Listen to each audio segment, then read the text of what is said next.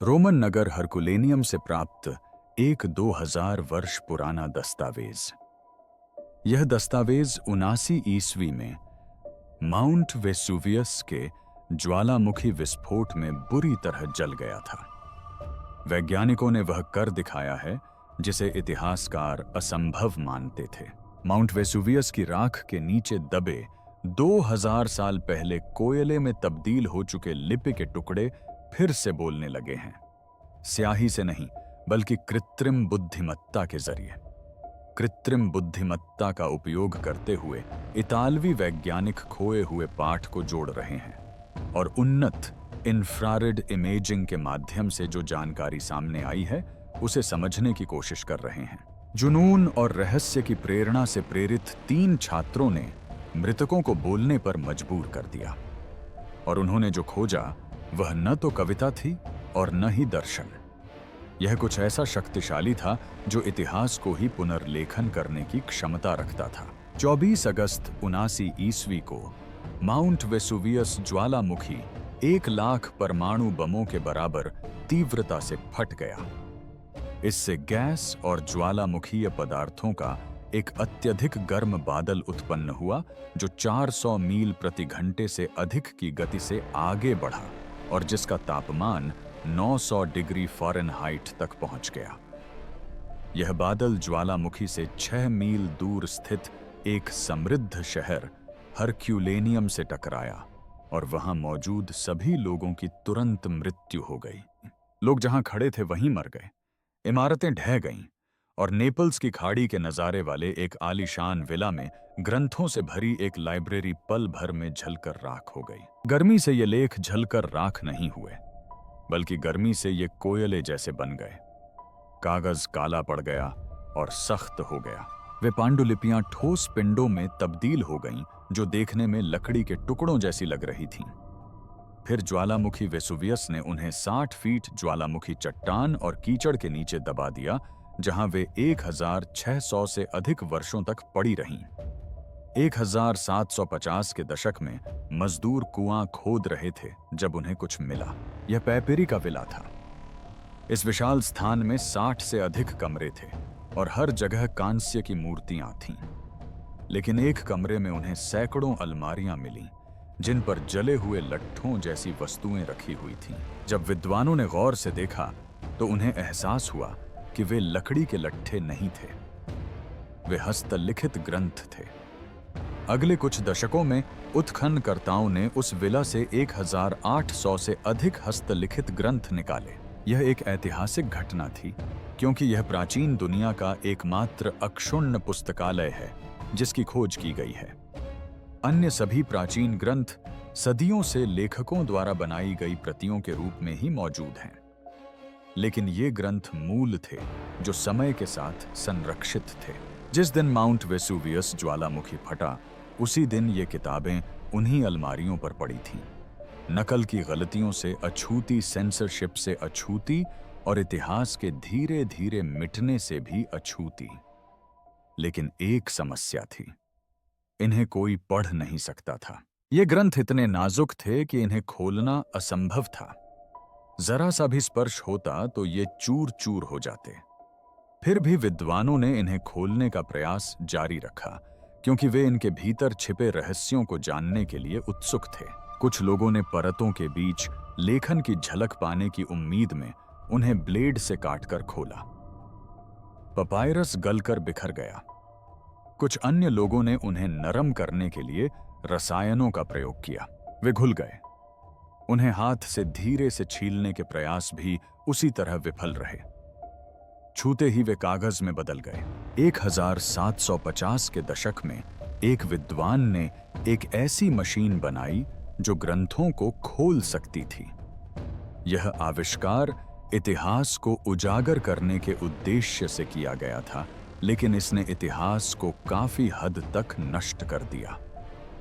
प्रत्येक ग्रंथ को खोलने में लगभग 4 साल लगते थे और इस प्रक्रिया में अक्लूब में अधिकांश ग्रंथ नष्ट हो जाते थे। बचे हुए कुछ अंश इतने नाजुक और अपूर्ण थे कि बड़े बड़े विद्वान भी इस बात पर सहमत नहीं हो पाए कि उन पर क्या लिखा था। 1800 के दशक तक आते आते लोगों ने इस विषय पर शोध करना छोड़ दिया। ये पांडुलिपियां नेपल्स, पेरिस और ऑक्सफोर्ड के संग्रहालयों में रख दी गईं। वे 270 वर्षों तक वहीं पड़े रहे। वैज्ञानिकों को पता था कि उनके अंदर लेख हैं, क्योंकि आंशिक रूप से खोले गए ग्रंथों में उन्हें इसके संकेत मिले थे, लेकिन उन्हें नष्ट किए बिना पढ़ने की तकनीक उस समय मौजूद नहीं थी, तो वे पांडुलिपियां वहीं पड़ी रहीं। फिर 2023 में 3 कॉलेज के छात्रों ने, जो पुरातत्वविद नहीं थे और जिन्होंने कभी प्राचीन इतिहास का अध्ययन नहीं किया था, इस पर एक प्रयास करने का फैसला किया।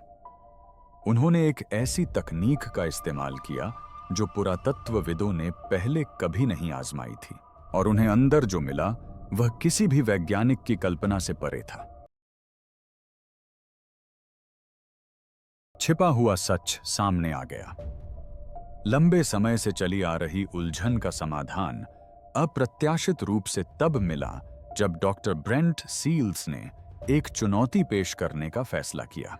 केंटकी विश्वविद्यालय में कंप्यूटर विज्ञान के प्रोफेसर न कि पुरातत्वविद, उन्होंने कुछ ऐसा किया जिसने सब कुछ बदल दिया। उन्होंने वर्चुअल अनरैपिंग नामक तकनीक विकसित की। विचार सरल था। सीटी स्कैन और मशीन लर्निंग का उपयोग करके बिना छुए ही पांडुलिपियों को पढ़ा जा सकता है। न चाकू, न रसायन, न खोलना, केवल एक्स-रे और एल्गोरिदम। समस्या यह थी कि यह तरीका काम ही नहीं करना चाहिए था।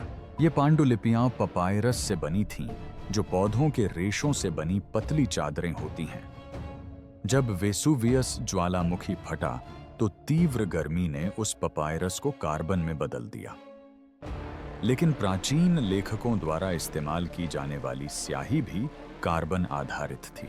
इसलिए जब वैज्ञानिकों ने पांडुलिपियों की जांच की तो स्याही और कागज एक समान दिखाई दिए, मानो एक अस्पष्ट छाया दूसरी छाया में छिपी हो। पारंपरिक सीटी स्कैन कागज और लेखन के बीच अंतर नहीं बता सके। सब कुछ कार्बन युक्त पदार्थ के एक ठोस द्रव्यमान के रूप में ही दिखाई दिया। सील्स यह तो जानता ही था, लेकिन उसे एक और बात भी पता थी। जब प्राचीन लेखक पपायरस पर लिखते थे तो स्याही सिर्फ सतह पर ही नहीं रहती थी, वह धीरे धीरे अंदर तक रिस जाती थी और पपायरस की बनावट में छोटे छोटे बदलाव ला देती थी। जिस सतह पर स्याही लगाई गई थी वह उस सतह से थोड़ी अलग थी जिस पर स्याही नहीं लगी थी। ये अंतर सूक्ष्म थे जो मानव आंख से दिखाई नहीं देते थे, लेकिन शायद कोई मशीन इन्हें देख सके। उन्होंने बनावट में इन अंतरों का पता लगाने के लिए एआई मॉडल को प्रशिक्षित करने में कई साल बिताए। उन्होंने मशीन लर्निंग एल्गोरिदम का उपयोग किया जो पैपिरस के प्रतिवर्ग मिलीमीटर में हजारों डेटा बिंदुओं का विश्लेषण कर सकते थे। एआई स्याही की खोज नहीं कर रहा था, यह उस जगह की परछाई को खोज रहा था जहां कभी स्याही हुआ करती थी। छोटी छोटी लकीरें और दबे हुए रेशे, 2000 साल पहले वहां लिखने वाले हाथ के मौन निशान। यह एक धीमी प्रक्रिया थी। सील्स 2000 के दशक की शुरुआत से ही इस तकनीक पर काम कर रहे थे। उन्होंने इसे अन्य क्षतिग्रस्त ग्रंथों पर सफलतापूर्वक इस्तेमाल किया था, जिनमें एन-गेडी स्क्रॉल भी शामिल था, जो एक हिब्रू ग्रंथ था और आग में जल गया था। लेकिन हरक्यूलेनियम स्क्रॉल अलग थे।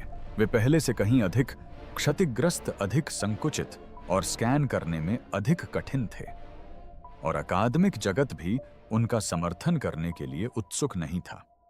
कुछ विद्वानों का मानना था कि वर्चुअल अनरैपिंग समय की बर्बादी है। कुछ अन्य लोगों को यह असंभव लगा। फिर भी सील्स काम करते रहे। 2023 तक उन्होंने तकनीक को इतना परिष्कृत कर लिया था कि वे इसे हरक्यूलेनियम स्क्रॉल पर आजमा सकें। उन्होंने कई पांडुलिपियों के उच्च रिजोल्यूशन वाले सीटी स्कैन करवाए। डेटा उपलब्ध था, एआई मॉडल तैयार थे, लेकिन उन्हें मदद की जरूरत थी। उन्हें नए दृष्टिकोण की जरूरत थी। ऐसे लोगों की जरूरत थी जो समस्या को उनसे अलग तरीके से देख सकें। इसलिए उन्होंने कुछ हटकर किया। उन्होंने एक प्रतियोगिता शुरू की। वेसुवियस चैलेंज मार्च 2023 में शुरू हुआ। सील्स और प्रायोजकों की एक टीम, जिसमें गिटहब के पूर्व सीईओ नैट फ्रीडमैन भी शामिल थे, ने पुरस्कार राशि के रूप में $10 लाख से अधिक की राशि दी। ग्रैंड प्राइज के रूप में $7 लाख उस व्यक्ति को दिए जाने थे जो स्क्रॉल से पाठ के 4 अंश पढ़ सके, जिनमें से प्रत्येक में कम से कम 140 अक्षर हों। सील्स ने स्कैन किए गए सभी डेटा को सार्वजनिक कर दिया। दुनिया में कोई भी इसे डाउनलोड कर सकता था, चाहे छात्र हों, शोधकर्ता हों या शौकिया लोग। इससे कोई फर्क नहीं पड़ता था कि आप कौन हैं या आप कहां से आए हैं। अगर आप किसी कंप्यूटर को इन ग्रंथों को पढ़ना सिखा सकते तो इनाम आपका होता। सैकड़ों लोगों ने इसमें हिस्सा लिया। विश्वविद्यालयों की टीमें, स्वतंत्र शोधकर्ता और वे लोग भी शामिल थे जिन्होंने प्राचीन इतिहास को कभी छुआ तक नहीं था, लेकिन मशीन लर्निंग को समझते थे। यह प्रतियोगिता कई महीनों तक चली। शुरुआत में प्रगति धीमी थी। फिर अगस्त 2023 में नेब्रास्का के 21 वर्षीय कंप्यूटर विज्ञान के छात्र ल्यूक फराटोर ने कुछ खोज निकाला। उन्होंने स्कैन डेटा में पैटर्न का पता लगाने के लिए एक न्यूरल नेटवर्क को प्रशिक्षित किया था और उनके मॉडल ने एक शब्द का पता लगाया, पोर्फिरिस यानी बैंगनी। यह 2000 से अधिक वर्षों में किसी के द्वारा अप्रकाशित हरक्यूलेनियम स्क्रॉल से पढ़ा गया पहला शब्द था। उस खोज के लिए फराटोर ने पहला साहित्यिक पुरस्कार जीता। लेकिन उनका काम यहीं खत्म नहीं हुआ, न ही अन्य प्रतियोगियों का। बर्लिन में पीएचडी छात्र और बायोरोबोटिक्स शोधकर्ता जोसेफ नादेर भी इसी समस्या पर काम कर रहे थे। स्विट्जरलैंड के रोबोटिक्स छात्र जूलियन शिलिगर भी इसी समस्या पर काम कर रहे थे। इनमें से कोई भी पुरातत्वविद नहीं था, वे कोडर थे। उन्हें न्यूरल नेटवर्क और मशीन लर्निंग की समझ थी और वे यह भी जानते थे कि कृत्रिम बुद्धिमत्ता को ऐसे पैटर्न पहचानने के लिए कैसे प्रशिक्षित किया जाए जिन्हें मनुष्य नहीं पहचान सकते। कई महीनों तक उन्होंने अलग अलग काम किया। उनमें से प्रत्येक अपने मॉडल को परिष्कृत कर रहा था और स्कैन से अधिक पाठ निकालने का प्रयास कर रहा था। तभी उन्हें एक बात समझ में आई। वे सभी एक ही समस्या पर समान तकनीकों का उपयोग करके काम कर रहे थे। अगर वे अपने तरीकों को मिला लें तो शायद वे पूरी समस्या का हल निकाल सकें। इसलिए उन्होंने मिलकर काम किया। उनका तरीका बहुत ही शानदार था। उन्होंने सूक्ष्म स्तर पर सीटी स्कैन का विश्लेषण करने के लिए न्यूरल नेटवर्क का उपयोग किया। एआई पपायरस की सतह पर उभरे हुए क्षेत्रों की तलाश कर रहा था। ऐसे स्थान जहां बनावट अलग थी, जहां स्याही लगाई गई थी और उससे सामग्री की संरचना बदल गई थी। न्यूरल नेटवर्क को हजारों उदाहरणों पर प्रशिक्षित किया गया था। इसने पैटर्न को पहचानना सीख लिया था और एक बार जब इसने सीख लिया तो यह पूरे स्क्रॉल को स्कैन करके यह पता लगा सकता था कि कहां-कहां लिखावट थी। फरवरी 2024 तक उन्होंने यह कर दिखाया था। 2000 से अधिक अक्षर सामने आए, कई पंक्तियों का पाठ, पठनीय ग्रीक भाषा। टीम ने अपने परिणाम वेसुवियस चैलेंज के निर्णायक मंडल को प्रस्तुत किए। पांडुलिपि विज्ञानियों और शास्त्रीय साहित्यकारों के एक पैनल ने इस कृति की समीक्षा की। उन्होंने इसकी पुष्टि की। पाठ वास्तविक था, वह स्पष्ट रूप से पढ़ा जा सकता था और उसे बिना पांडुलिपि खोले ही पढ़ लिया गया था। टीम ने $7 लाख का भव्य पुरस्कार जीता। यह खबर अकादमिक जगत में तेजी से फैल गई। प्रमुख मीडिया संस्थानों ने इसे कवर किया। न्यूयॉर्क टाइम्स ने भी, बीबीसी, नेशनल ज्योग्राफिक। इतिहास में पहली बार किसी ने एक प्राचीन ग्रंथ को पढ़ा था जो 2000 वर्षों से अपठनीय था। और यह कारनामा 3 कॉलेज छात्रों ने किया था जो प्राचीन इतिहास का अध्ययन भी नहीं कर रहे थे। लेकिन फिर वह सवाल उठा जिसका जवाब हर कोई जानना चाहता था। उन ग्रंथों में वास्तव में क्या लिखा था, गूढ़ पाठ से आनंद की प्रकृति के बारे में एक दार्शनिक चर्चा का पता चला। इसमें बैंगनी संगीत, भोजन, मूर्खता और घृणा जैसे शब्दों का उल्लेख किया गया था और इस बात पर बहस की गई थी कि क्या दुर्लभ सुख जैसे कि केपर्स जैसे कम मात्रा में मिलने वाले खाद्य पदार्थ प्रचुर मात्रा में पाए जाने वाले सुखों से अधिक आनंददायक होते हैं? क्या किसी चीज की कमी होने से उसकी अधिक सराहना होती है? यह लेख संभवतः ईसा पूर्व पहली शताब्दी में रहने वाले एपिक्यूरियन दार्शनिक फिलोडेमस द्वारा लिखा गया था। एपिक्यूरियन लोग साधारण सुखों में विश्वास रखते थे और दुखों से बचने की सलाह देते थे।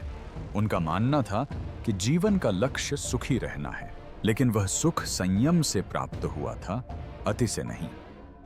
फिलोडेमस ने संगीत, कविता और सुखमय जीवन जीने के तरीकों पर विस्तार से लिखा था।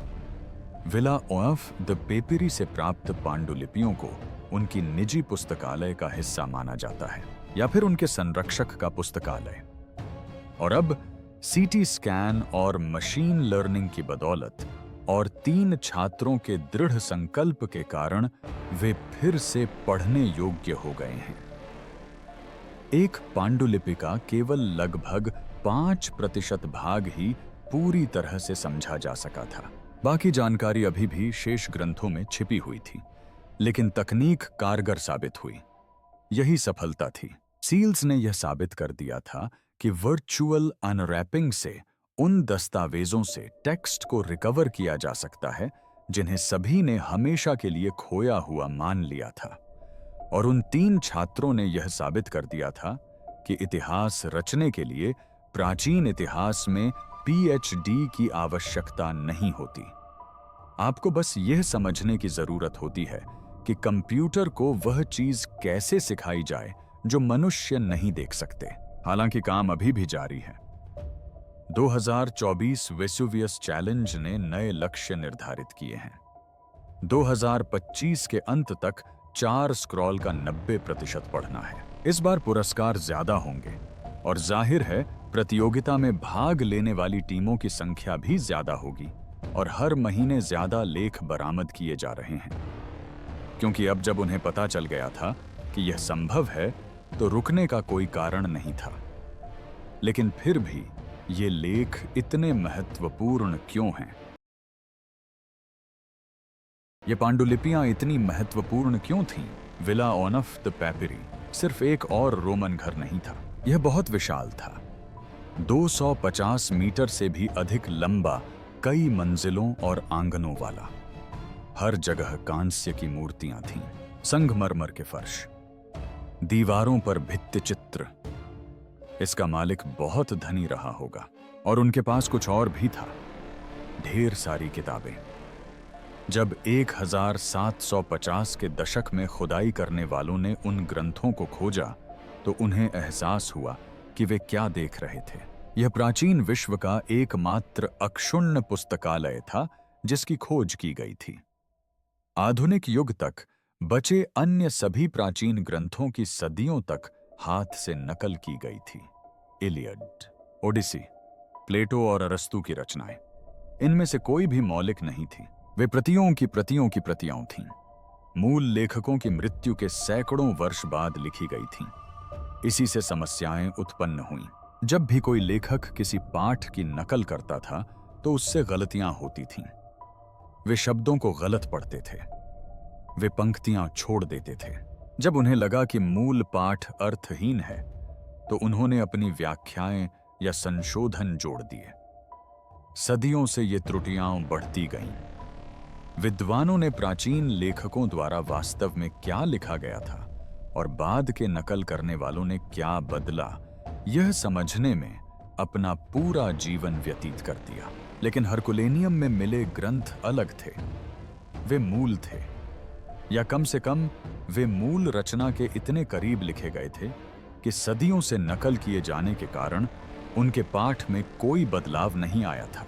जब 79 ईस्वी में माउंट वेसुवियस ज्वालामुखी फटा तब वे उन्हीं अलमारियों पर रखे हुए थे। उन पर जो कुछ भी लिखा था वह समय के साथ स्थिर हो गया। कोई मध्ययुगीन भिक्षु मूर्ति पूजा संबंधी दर्शन को सुधारने नहीं आए। पुनर्जागरण काल के विद्वानों ने यह तय नहीं किया कि क्या संरक्षित करने योग्य है और क्या नहीं, बस शुद्ध असंपादित प्राचीन विचार, ठीक वैसे ही जैसे वे 2000 साल पहले मौजूद थे। इसी वजह से ये ग्रंथ अमूल्य बन गए। विद्वानों का मानना था कि इन ग्रंथों में यूनानी और रोमन दर्शन की खोई हुई रचनाएं थीं। ऐसे ग्रंथ जिनका उल्लेख अन्य प्राचीन लेखकों ने किया था, लेकिन जो कभी मिले नहीं। कुछ ऐसी रचनाएं थीं जिनके अस्तित्व के बारे में इतिहासकारों को जानकारी थी, क्योंकि किसी ने उन्हें उद्धृत किया था या किसी अन्य रचना में उनका उल्लेख किया था, लेकिन सदियों से उनके पूर्ण पाठ लुप्त हो गए थे। शायद वे हरक्यूलेनियम में थे, शायद उन जले हुए पिंडों में से किसी एक में सोफोक्लीज का कोई खोया हुआ नाटक या लिवी के रोम के इतिहास की कोई गुमशुदा किताब छिपी हो। विला से ही इस बात के सुराग मिलते थे कि उसके अंदर क्या हो सकता है। अधिकांश विद्वानों का मानना था कि यह विला ल्यूसियस कैल्पर्नियस पिसो कैसोनिनस का था। वह जूलियस सीजर के ससुर और कला के संरक्षक थे। पीसो दार्शनिकों और लेखकों को समर्थन देने के लिए जाने जाते थे। उनके पास धन था और वे उसका उपयोग पुस्तकें एकत्र करने और बुद्धिजीवियों को प्रायोजित करने में करते थे। वह ऐसा व्यक्ति था जिसके पास दुर्लभ ग्रंथों से भरा एक विशाल पुस्तकालय होता। अगर पिसो उस विला का मालिक था तो वे पांडुलिपियां महज यूं ही नहीं थीं। वे एक सुनियोजित संग्रह थीं। ये वे ग्रंथ थे जिन्हें किसी शिक्षित और सुसंस्कृत व्यक्ति ने विशेष रूप से सहेज कर रखा था। इससे मामला और भी गंभीर हो गया। ये आम रचनाएं नहीं थीं जो रोम के किसी भी पुस्तकालय में मिल जाती। ये दुर्लभ पांडुलिपियां हो सकती थीं, अपनी तरह की अनूठी रचनाएं, ऐसी वस्तुएं जो प्राचीन दुनिया में कहीं और मौजूद नहीं थीं। और एक और तथ्य था जिसे विद्वान अनदेखा नहीं कर सकते थे। खुदाई में मिली विला परिसर का केवल एक हिस्सा थी। ग्राउंड पेनेट्रेटिंग रडार और अन्य सर्वेक्षणों से पता चला कि जमीन के नीचे और भी कमरे थे। कुछ कमरे ऐसे थे जिनकी खुदाई कभी नहीं हुई थी, क्योंकि वे या तो बहुत गहरे थे या उन तक पहुंचना बहुत खतरनाक था। यदि खोजे गए कमरों में 1800 पांडुलिपियां थीं, तो उन कमरों में कितनी होंगी जहां वे अभी तक नहीं पहुंचे थे? कुछ शोधकर्ताओं का अनुमान है कि स्थल पर अभी भी हजारों और पांडुलिपियां दबी हो सकती हैं। एक पूरी दूसरी लाइब्रेरी खोजे जाने की प्रतीक्षा कर रही है। इस संभावना ने 200 वर्षों तक विद्वानों को परेशान कर रखा था। वे जानते थे कि वहां क्या है, बस वे उसे पढ़ नहीं सकते थे। ये पांडुलिपियां संग्रहालयों और भंडारण केंद्रों में पड़ी रहीं, जबकि पीढ़ियों दर पीढ़ियों साहित्यकारों और पुरातत्वविदों ने इन्हें खोलने का तरीका खोजने की कोशिश की, लेकिन वे असफल रहे।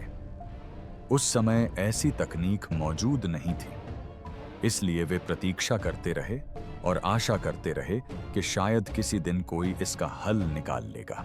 जब तीनों छात्रों ने फरवरी 2024 में पहली पांडुलिपि को खोला तो सब कुछ बदल गया। पांडुलिपि में लिखी बातों की वजह से नहीं, बल्कि उससे साबित हुई बात की वजह से। तकनीक वास्तव में कारगर थी। वर्चुअल अनरैपिंग अब सैद्धांतिक नहीं रह गई थी, यह हकीकत बन चुकी थी। सील्स और उनकी टीम ने यह साबित कर दिया था कि आप कोयले के ढेर जैसी दिखने वाली किसी स्क्रॉल को स्कैन कर सकते हैं, डेटा को एआई में फीड कर सकते हैं और अंत में पठनीय पाठ प्राप्त कर सकते हैं। इसका मतलब यह था कि सभी 1800 पांडुलिपियों को पढ़ा जा सकता था। सिर्फ अंश या टुकड़े नहीं, बल्कि पूरे पाठ, संपूर्ण रचनाएं। इसके प्रभाव तुरंत अकादमिक जगत पर पड़े। शास्त्रीय साहित्य के विद्वान इस बात पर चर्चा करने लगे कि क्या क्या पुनर्प्राप्त किया जा सकता है। लुप्त नाटक, गुमशुदा इतिहास, दार्शनिक रचनाएं जो केवल अन्य ग्रंथों में संदर्भों के रूप में मौजूद थीं। अधिक आशावादी विद्वानों ने उन चीजों की सूचियां बनाना शुरू कर दिया जिन्हें वे खोजने की उम्मीद कर रहे थे। सैफो की कविताएं, लिवी की गुमशुदा पुस्तकें, मेनांडर की खोई हुई हास्य रचनाएं। यह ऐसा था मानो अचानक पता चला हो कि अलेक्जेंड्रिया का पुस्तकालय वास्तव में जला नहीं था, बल्कि उसे बस कहीं बंद कर दिया गया था, सही चाबी की प्रतीक्षा में। फिर फरवरी 2025 में शोधकर्ताओं ने एक और घोषणा की।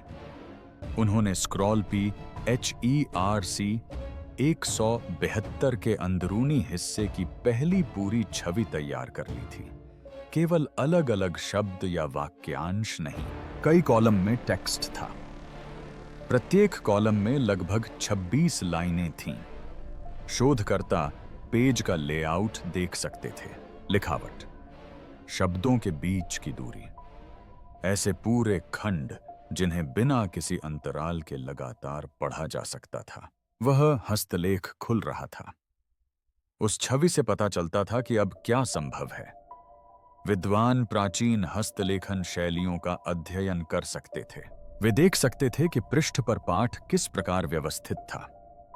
यदि एक ही पांडुलिपि पर कई लोगों ने काम किया होता तो वे अलग अलग लेखकों की पहचान कर सकते थे। यह सारी जानकारी 2000 वर्षों से अदृश्य थी, अब यह स्पष्ट रूप से दिखाई दे रहा था।